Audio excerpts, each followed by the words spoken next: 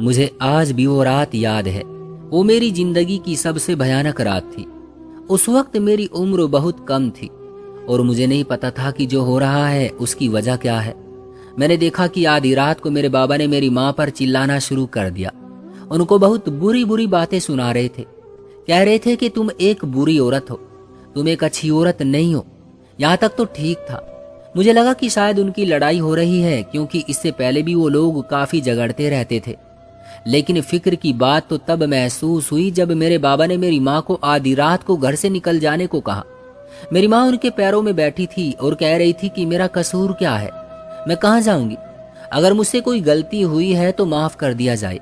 लेकिन मेरे बाबा जैसे फैसला कर चुके थे, उन्होंने कहा कि तुम्हारे घर तलाक पहुंच जाएगी। मैं इतना बेशरम मर्द नहीं हूं कि तुम्हें इस घर में रहने दूं, तुम्हें यहाँ से जाना होगा। उस वक्त मेरी उम्र सिर्फ 14 साल थी। मैंने कहा कि मेरी माँ को क्यों घर से निकाल रहे हैं, तो मेरे बाबा ने कहा कि तुम्हें बोलने की जरूरत नहीं है, तुम्हें नहीं पता ये किस किस्म की औरत है। बस यही बात मैंने उनकी जुबान से सुनी और मुझे मेरे चाचा जी वहां से दूर ले गए। उसके बाद मैंने अपनी माँ को नहीं देखा। हम लोग बहुत ज्यादा अमीर थे। हमारी खानदानी हवेली थी, जायदाद थी, कारोबार था। हमारे पास किसी चीज की कमी नहीं थी। जब मैं बड़ा हुआ तो मैं एक अजीब सा इंसान बना। मेरे अंदर कोई हंसी मजाक वाला अंसर नहीं था, क्योंकि मैंने अपनी माँ को तभी खो दिया था जब मैं बहुत छोटा था। मैं अपनी माँ से बहुत मोहब्बत करता था। मेरे बाबा तो हमेशा कारोबार में ही बिजी रहते थे। मेरी माँ ही थी जिनके साथ मैं अपने दिल की हर बात करता था। पर मेरे बाबा ने उन पर इल्जाम लगाकर उन्हें घर से निकाल दिया, उनको तलाक दे दी और शायद उनसे ये वादा लिया कि वो मुझसे कभी मिलने की कोशिश न करें, क्योंकि उस दिन के बाद से मैंने उनको कभी नहीं देखा था। जब मैं बड़ा हो गया तो मैंने उनको तलाश करने की भी बहुत कोशिश की, लेकिन वो ऐसी जगह गई कि उनके पीछे उन तक जाने का कोई रास्ता भी नहीं मिला। मुझे लगता था कि मैं उनको तलाश कर लूंगा। आखिर उन्होंने ऐसा भी क्या किया था, लेकिन बाबा ने ये बात कभी नहीं बताई। उनसे कई बार पूछा। मेरे बाबा भी अभी भी जिंदा थे, अपने कमरे में रहते थे। अब कारोबार मैं देखा करता था। उनको कई बीमारियों ने घेर लिया था। उनके पास बैठकर कभी दिल की बातें करता था, वो मुझसे अपने दिल की बातें करते थे। पर जैसे ही माँ की बातें शुरू करता था तो वो मुझे कमरे से बाहर निकल जाने का कह देते थे। जैसे उनको पता चल जाता था कि मैं यही जानने के लिए इतनी देर से बैठा था। उनको मुझ पर गुस्सा भी आ जाता था। बहुत कोशिश की अपनी माँ का जुर्म जान सकूं, बहुत कोशिश की कि उनको तलाश कर सकूं। सब कुछ करके देख लिया, लेकिन कुछ हासिल ना हुआ। फिर मैंने भी इस विषय पर ज्यादा तवज्जो देना छोड़ दी, अपनी जिंदगी में व्यस्त हो गया। मेरे लिए मेरे बाबा ने एक लड़की तलाश कर ली, लेकिन मैं तो किसी और से मोहब्बत करता था। मुझे पता था कि हमारे घर में आज तक किसी ने भी मोहब्बत की शादी नहीं की थी, और अगर मैं ये बात बाबा से करता तो वो शायद मुझे जायदाद से भी निकाल देते। लेकिन मैंने ये सब कुछ सोचा हुआ था। मैं सोच चुका था कि जायदाद से निकाल देंगे तो निकल जाऊंगा, नौकरी कर लूंगा, लेकिन जिस लड़की से मोहब्बत करता हूँ उसी के साथ अपनी जिंदगी गुजारूंगा। और यही हुआ। जब ये बात बाबा को पता चली तो उन्होंने बहुत ज्यादा गुस्सा किया और यही कहा कि तुम्हें जायदाद से बेदखल कर दूंगा। जब मैंने कहा ठीक है निकाल दे, तो मुझे पहली दफा मेरे बाबा की आंखों में डर नजर आया, क्योंकि मैं उनका इकलौता बेटा था और एक ही वारिस था। शायद वो नहीं चाहते थे कि मैं उन्हें छोड़कर चला जाऊं। उन्होंने कहा कि ठीक है, अगर तुम्हारी यही जिद है तो मैं एक दफा उस लड़की से मिलना चाहता हूँ जिसके साथ तुम शादी करना चाहते हो। वो लड़की मेरे साथ कॉलेज में पढ़ती थी, उसका नाम नीलम था। वो बहुत ही ज्यादा खूबसूरत थी। मेरे बाबा ने भी जमाने की खाक छान रखी थी। इंसान की रूह तक झांक कर देख लेते थे कि वो किस तरह का है। मैंने नीलम को पहले ही समझा दिया था कि तुमने बाबा के सामने किस तरह से पेश आना है। उसने कहा कि तुम फिक्र मत करो, ऐसा ही होगा। वो एक अमीर खानदान की आजाद ख्याल लड़की थी, लेकिन मैंने उसे कहा कि उसे सलवार कमीज पहनकर आना होगा, सर पर दुपट्टा रखना होगा। सब कुछ समझा कर लाया था। एक दफा तो मजाक समझने लगी। मैंने कहा कि मजाक नहीं समझो, हमारी जिंदगी और मौत का मसला बना हुआ है और तुमको मजाक की पड़ी है। उसने कहा कि नहीं, मैं तुम्हारे साथ ही शादी करना चाहती हूँ, मुझे कुछ भी करना पड़े मैं करूंगी। मैं उसे सब कुछ समझा बुझा कर ले आया।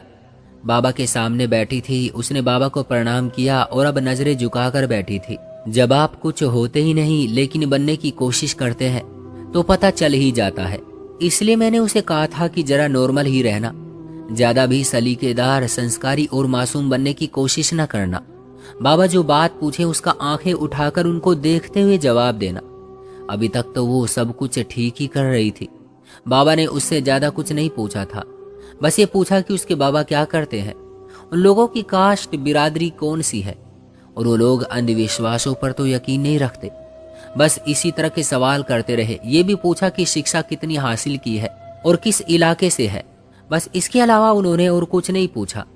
लेकिन हम लोग काफी देर बाबा के साथ बैठे रहे। पहले थोड़ी देर बैठे, फिर खाना खाया, फिर उसके बाद चाय पी। उसके बाद भी 15 से 20 मिनट बैठने के बाद में मुझे बाबा ने कहा कि शाम हो रही है, इस लड़की को इसके घर छोड़ाओ। जब मैं वापस आया तो मैंने बाबा से कहा कि आपका क्या फैसला है, तो उन्होंने कहा कि मैं तुम्हें सोचकर बताऊंगा। मुझे लगता था कि वो मेरे हक में फैसला सुनाएंगे, क्योंकि ना तो नीलम ने कोई उल्टी सीधी बात की थी और ना ही बाबा ने उससे कोई ऐसा सवाल किया था, और जाते हुए उसके सर पर हाथ भी रखा था। ऐसा मालूम होता था कि वो उससे काफी खुश थे, यानी हम अपने प्लान में कामयाब रहे थे। और अगले दिन मुझे बाबा ने कहा कि उस लड़की से शादी मत करो, वो तुम्हारे काबिल नहीं है। मैंने उसके तौर तरीके देख लिए हैं। मैंने कहा कि मैं समझा नहीं, आप क्या कहना चाहते हैं, और क्या तौर तरीके देख लिया आपने, क्या किया उसने आपके सामने। मेरे बाबा ने कहा कि जब तुम्हारे पास मुझ जैसी तजुर्बाकार आंखें हों तब मुझसे सवाल करना, अभी तुम मुझसे सवाल नहीं कर सकते। ये लड़की ठीक नहीं है तुम्हारे लिए, अगर इससे शादी करोगे सारी जिंदगी पछताओगे। मुझे आज गुस्सा आ गया और मैंने बाबा को कहा कि आपने मेरी माँ के साथ जो बुरा किया, आपको क्या लगता है कि सारी औरतें एक जैसी होती हैं? मेरी माँ भी बुरी नहीं थी, आपने उनको भी बुरा बनाया और उनको घर से निकाल दिया। उस उम्र में घर से निकाल दिया जब मुझे एक माँ की, एक दोस्त की सख्त जरूरत थी। आज मेरी माँ इस घर में होती तो शायद मेरा कोई भाई भी होता, कोई बहन भी होती। आपने तो दोबारा शादी नहीं की, अपनी तन्हाई में ही जिंदगी गुजार ली। लेकिन मैं कितना तन्हा रह गया, इसके बारे में आपने नहीं सोचा। मैं नीलम से ही शादी करूंगा, और अगर आप मेरी शादी उससे नहीं करवाएंगे तो रखें अपने पास ये दौलत, ये जायदाद। क्या करेंगे इस दौलत जायदाद का? कल को आप इस दुनिया से चले जाएंगे और ये जायदाद लल्लू पंजू उठाकर ले जाएंगे, लेकिन मैं वापस नहीं आऊंगा। अगर मेरी नीलम से शादी नहीं करवाएंगे तो मैं चला जाऊंगा। मुझे कोई शौक नहीं है आपकी जायदाद का, और ना ही इस हवेली में रहने का। मैं नौकरी कर लूंगा और आपसे ज्यादा पैसे कमा लूंगा। मेरे मुंह में जो आया मैंने बोल दिया, क्योंकि मुझे पता था यही बोलने का सही वक्त था, वरना कुछ और ही हो जाता। मेरे बाबा खामोश हो गए। उन्होंने कहा कि कर लो उससे शादी, और याद रखना तुम उस औरत के साथ कभी खुश नहीं रह पाओगे। मुझे इस बात पर भी बहुत गुस्सा आया कि माँ बाप बच्चों को आशीर्वाद देते हैं और मेरा बाप मुझे श्राप दे रहा है। लेकिन मैं खामोश हो गया कि चलो कम से कम इन्होंने इजाजत तो दे दी। शादी बड़ी धूमधाम के साथ हुई। नीलम के काफी सारे अरमान थे जो मैंने पूरे करवाए, क्योंकि मैं पूरे करवा सकता था। उसे जो जोड़ा चाहिए था मैंने लेकर दिया। वो जैसा चाहती थी सब कुछ वैसा ही हुआ।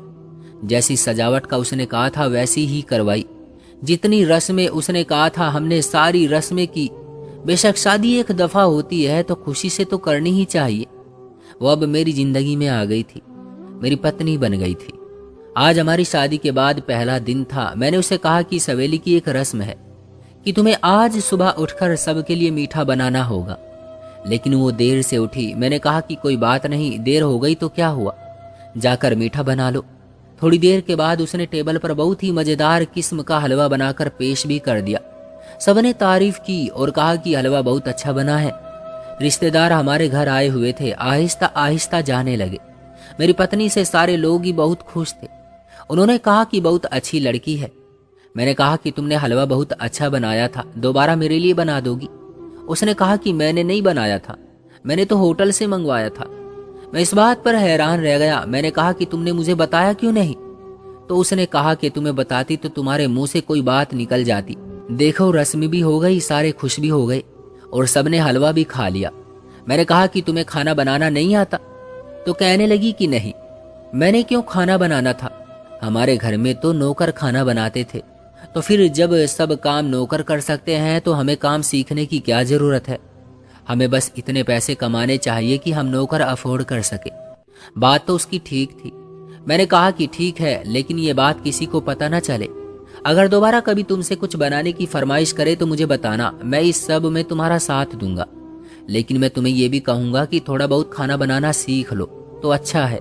कभी होटल बंद भी होते हैं। मैंने मुस्कुरा कर कहा। वो भी हंस दी। उसने कहा कि तब की तब देखी जाएगी। हमारी जिंदगी अच्छी जा रही थी, सब कुछ बिल्कुल ठीक था। शुरू शुरू में वैसे भी सब कुछ ठीक ही होता है, जब दिन गुजरते हैं तो पता चलता है, और मेरे साथ भी यही होने वाला था।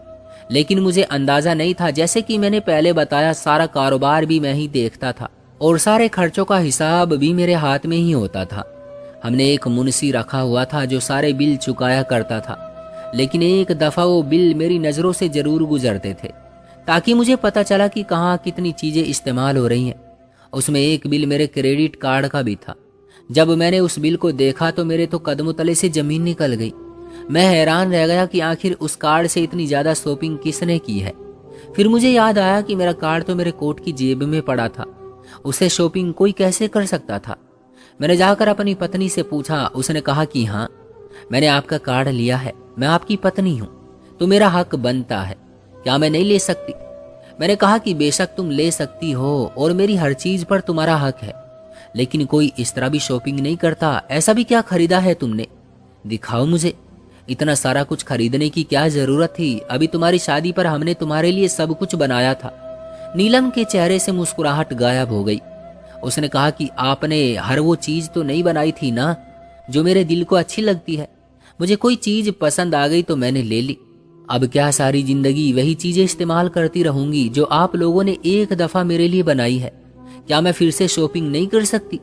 इस बात पर मैं खामोश हो गया और मैंने कहा कि अच्छा दिखाओ मुझे, तुमने क्या लिया है, मैं भी तो देखूं कि तुम क्या खरीद कर लाई हो। मैंने अपने आप को थोड़ा नॉर्मल किया, क्योंकि मैं देखना चाहता था कि उसने क्या खरीदा है। मुझे लगा कि बहुत सारा सामान होगा, क्योंकि बिल बहुत ज़्यादा था। लेकिन जब वो अलमारी से कुछ निकाल कर वापस आई तो उसके हाथ में सिर्फ 2 ही जोड़े थे। मैंने कहा कि ये क्या है? बस 2 सूट। उसने कहा कि ये ऐसे वैसे सूट नहीं है, एक एक जोड़ा 1.5 लाख रुपए का है। मैंने कहा कि क्या हो गया है तुम्हें? इतने महंगे जोड़े पहनने की क्या जरूरत थी? क्या किसी की शादी है? तो उसने कहा कि नहीं, किसी की शादी नहीं है, पर तुमसे शादी की है, तो इतने महंगे जोड़े तो मैं पहन सकती हूँ ना। इस पूरी हवेली के मालिक हो तुम, क्या तुम्हारी पत्नी 1.5 लाख का जोड़ा नहीं पहन सकती है? मैं हैरान रह गया और मैंने उसकी आंखों में 2 पल को देखा। मैंने कहा कि देखो, अगर खानदान में कोई शादी होती तो बेशक मैं तुम्हारे लिए बहुत महंगा जोड़ा खरीदता। तुम इस घर की इकलौती और बड़ी बहू हो, लेकिन इसका मतलब ये नहीं है कि बिना वजह और बिना मकसद तुम लाखों के जोड़े पहनती फिरो। तुम्हें अच्छे से अच्छा जोड़ा लेकर दिया जाता है, वो भी कोई कम कीमत का नहीं होता, लेकिन लाखों के जोड़े पहनना ये कहाँ का इंसाफ है? अब तो तुमने ले लिए हैं, लेकिन आइंदा इस तरह की हरकत ना करना। मैंने बात बहुत ही तरीके और सलीके से की थी। मुझे लगा था कि वो मेरी बात मान जाएगी और ऐसी कोई बात नहीं बढ़ाएगी। वैसे भी मैंने उसे ये तो नहीं कहा था कि तुमने ये अच्छा नहीं किया, या मैं बहुत खफा हूँ, या ये जोड़े वापस करके आओ। लेकिन मेरी पत्नी मुझसे नाराज हो गई और पूरे 1 हफ्ते तक उसने मुझसे बात नहीं की।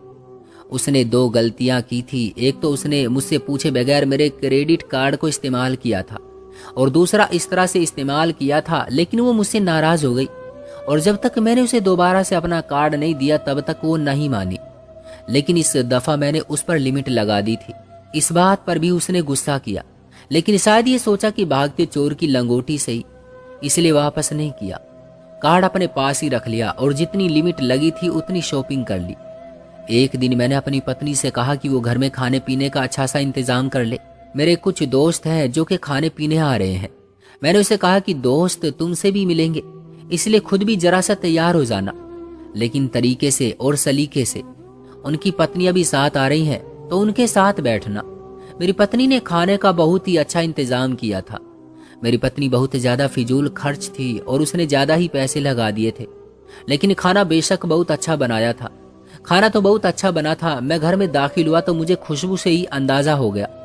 मेरे दोस्त भी मेरे साथ थे, लेकिन जब मैंने अपनी पत्नी को देखा तो हैरान रह गया। उसने काले रंग के कपड़े पहन रखे थे, जिसमें से उसके बाजू तो नजर आ ही रहे थे, मगर बाकी जिस्म भी जाहिर हो रहा था। बेशक बहुत खूबसूरत लग रही थी, लेकिन उसे मेरे दोस्तों के सामने इस तरह से नहीं आना चाहिए था। उसने नमस्कार किया। मेरे दोस्तों की तो आंखें खुली की खुली रह गई। वो अपनी पत्नियों को ऐसे देखने लगे कि जैसे ये सोच रहे हो कि हमारी पत्नियां तो किसी काम की नहीं है, ये औरत कितनी खूबसूरत है।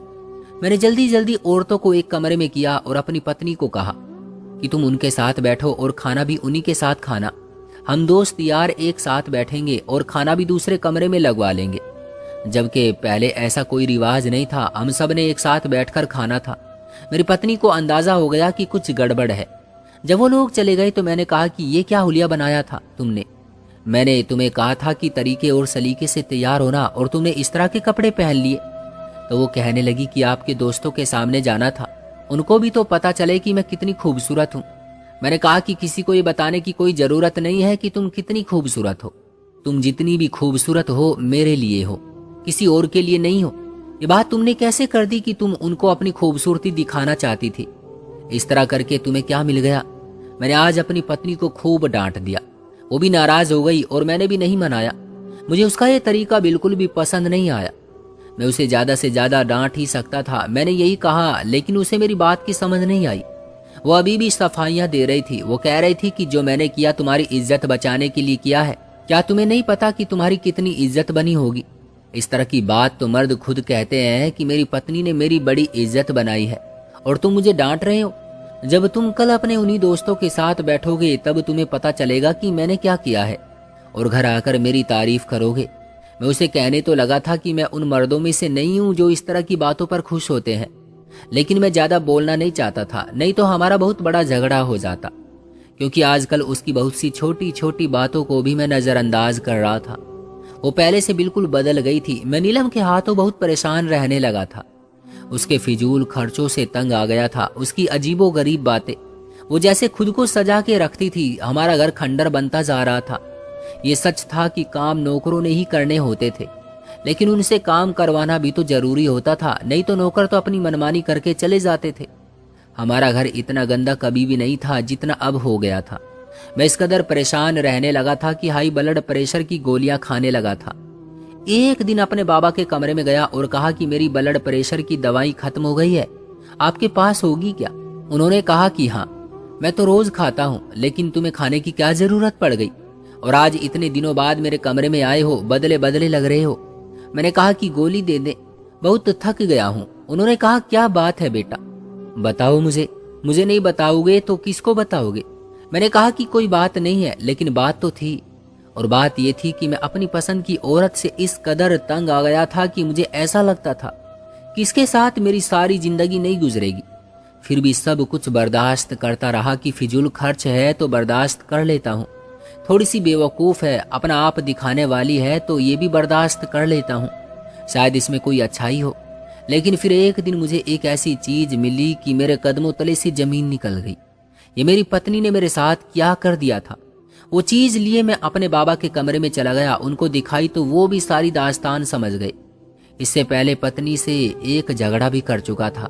वो भी अपने कमरे में बैठी थी, उसे किसी बात की परवाह नहीं थी। मैं जाकर बाबा के कदमों में बैठ गया। मैंने कहा कि आपने बिल्कुल ठीक कहा था, ये औरत मेरी जिंदगी बर्बाद कर रही है। मैं इसके साथ बिल्कुल भी खुश नहीं हूँ। इसके फिजूल खर्ची से मेरी दौलत खत्म होती जा रही है। इसने मेरे घर को खंडर बना दिया है। मेरे दोस्तों यारों के सामने अपना आप दिखाती है। जब मेरे साथ जाती है तो सारे लोग इसको देखते हैं और ये इस बात पर खुश होती है। अधनंगे कपड़े पहनकर मेरे साथ चल पड़ती है। और अब ये देखे इसने क्या किया। बाबा आप देख रहे हैं ना, इसने हमारे वारिस की जान ले ली, उसे इस दुनिया में आने से पहले ही मार दिया। और जब मैंने इससे पूछा कि इसने ये सब कुछ क्यों किया तो कहने लगी कि मैं अभी बच्चा नहीं पैदा करना चाहती, नहीं तो मेरा फिगर खराब हो जाएगा। ऐसा कोई करता है भला? बाबा ने मेरे सर पर हाथ रखा और कहा कि मैंने तो तुम्हें पहले ही कहा था। मैंने उनको हैरान होकर देखा। मैंने कहा कि पर आपको कैसे पता चल गया था? आपने तो इसके साथ सिर्फ 15 से 20 मिनट ही गुजारे थे, आपको कैसे पता चल गया था कि ये इस तरह की औरत है? मेरे बाबा ने कहा कि एक बुरी औरत के अंदर यही 3 निशानियां होती हैं कि वो अपने पति की दौलत की हिफाजत नहीं करती, उसे मुफ्त का माल समझकर बर्बाद करती रहती है। दूसरा ये कि वो लोगों के सामने अपना आप जाहिर करती है, वो अपने जिस्म को ढककर नहीं रखती है, उसे गैरों से तारीफ करवाने का ज्यादा शौक होता है। और तीसरा ये कि वो कभी भी आपकी नस्ल बढ़ाने की बात नहीं करती। अगर मजबूरी में ऐसा हो जाए तो अलग बात है, वरना वही सब कुछ करती है जो तुम्हारी पत्नी ने किया। मैंने कहा कि आपने बिल्कुल ठीक कहा था, आपका तजुर्बा था, मुझे आपके तजुर्बे से फायदा उठाना चाहिए था, लेकिन मैंने खुद तजुर्बा करके अपनी आधी जिंदगी तो बर्बाद कर ली। अचानक से मैं चौंका और मैंने अपने बाबा की तरफ देखा। मैंने कहा कि क्या मेरी माँ भी ऐसी ही थी? मेरे बाबा ने एक लंबी सांस ली और कहा कि हाँ, वो भी ऐसी ही थी। वो पहले ऐसी नहीं थी, लेकिन उसके बाद वो बदलने लगी थी। और पहली 2 बातों को मैं भी नज़रअंदाज कर रहा था, लेकिन जब मुझे पता चला कि तुम्हारे बाद हमारे यहाँ औलाद क्यों नहीं हो रही, तो मेरे कदमों तले से ज़मीन निकल गई। मुझे बहुत सारे बच्चों की ख्वाहिश थी और ये ख्वाहिश कोई गलत ख्वाहिश नहीं थी। जब तुम इस दुनिया में आए मैं बहुत खुश हुआ। मैं तुम्हारे जैसे और बेटे और बेटियां चाहता था, लेकिन डॉक्टर ने कहा कि आपकी पत्नी में कोई मसला बन गया है, इसलिए इलाज करवाना होगा। ये फिलहाल माँ नहीं बन सकती। मैं उसका इलाज करवाता था और इलाज के लिए उसे हजारों लाखों रुपये भी दिया करता था।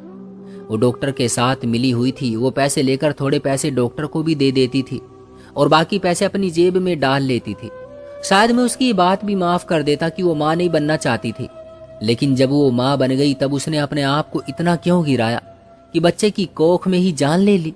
और तुम जानते हो, जो काम तुम्हारी पत्नी ने 1 दफा किया है उसने 7 दफा किया था।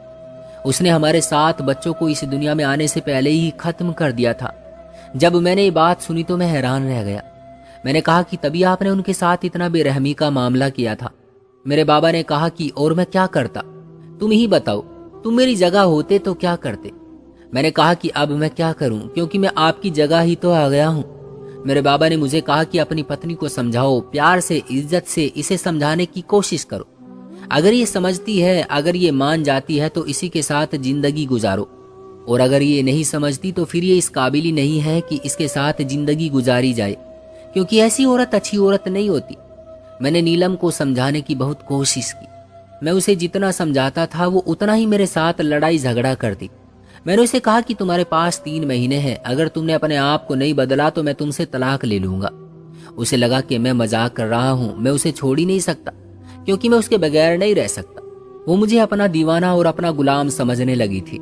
उसने 3 महीने का वक्त बर्बाद कर दिया, बल्कि उस 3 महीने में भी उसने और बहुत सारी गलतियां कर डाली जिनको मैं बिल्कुल भी बर्दाश्त नहीं कर सकता था। मैंने चुपचाप उसे अपनी जिंदगी से निकाल दिया। उसे वजह भी नहीं बताई। उसे खुद सोचना चाहिए था कि वजह क्या हो सकती है, लेकिन उसने मुझसे ना तो माफी मांगी और ना ही कहा कि तुमने ऐसा क्यों किया। बस चुपचाप तलाक के कागजात पर साइन कर दिए। हाँ, उसने बस मुझे इतना तो कहा था कि तुम ऐसा करके बहुत पछताओगे, कभी खुश नहीं रह पाओगे, और इस घर से चली गई। कुछ समय बाद मेरे बाबा ने मेरी शादी एक विधवा औरत से करवाई जिसका पति एक हादसे में चला गया था। उससे मिलकर मुझे ऐसा लगा कि इस दुनिया में अच्छी औरतें भी होती हैं, लेकिन हमें बुरी औरतों की पहचान होनी चाहिए। मुझे अपने बाबा के तजुर्बे से सीखना चाहिए था, पर शायद मेरी जिंदगी में भी तजुर्बा लिखा था। एक बुरी औरत ऐसी ही होती है जैसी नीलम है, और एक अच्छी औरत ऐसी होती है जैसी मेरी मौजूदा पत्नी है, जो मेरे माल की हिफाजत करती है, अपने आप को ढक कर रखती है, और वो माँ भी बनने वाली है। उसे माँ बनने का बहुत शौक है। वो कहती है कि वो मेरी नस्ल को आगे बढ़ाएगी, मेरे बच्चे पैदा करेगी। एक मर्द को इससे ज्यादा और क्या चाहिए होता है, लेकिन औरतें ये बात नहीं समझती, और ये 3 बातें जिन औरतों में नहीं होती वो इस दुनिया की सबसे अच्छी औरतें होती हैं। और जिनमें ये 3 बुरी हरकतें होती हैं जो नीलम में थी, वो कभी भी अच्छी औरत नहीं हो सकती और अच्छी पत्नी कभी नहीं बन सकती। क्यों दोस्तों, सही कहा ना मैंने? आपकी क्या राय है इस कहानी के बारे में? कमेंट बॉक्स में हमें जरूर बताइएगा। वीडियो को लाइक करके चैनल को सब्सक्राइब कर लीजिएगा ताकि आने वाली वीडियो आपको तुरंत मिले। मुझे दीजिए अगली वीडियो तक इजाजत। तब तक के लिए धन्यवाद।